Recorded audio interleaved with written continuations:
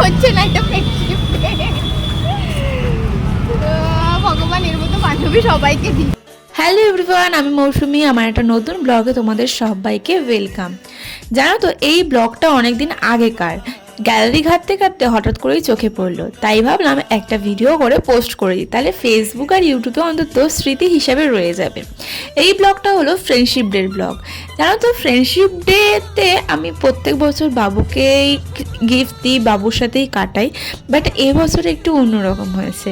কারণ সোমা বলে আমার একটা বান্ধবী আছে, মানে ওর সাথে আমার অফিসেই আলাপ।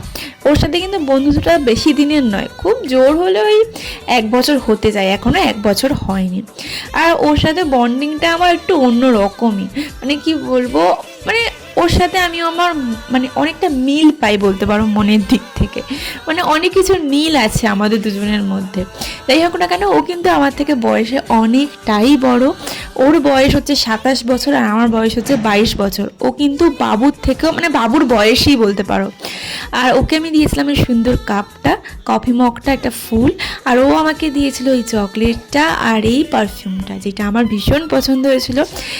বান্ধবী, সবশেষে আমি একটাই কথা বলতে চাই, এই ইউজ অ্যান্ড থ্রোর দুনিয়ায় জাস্ট তুই থেকে যাস। তো চলো গাইস, আজকের মতো টাটা।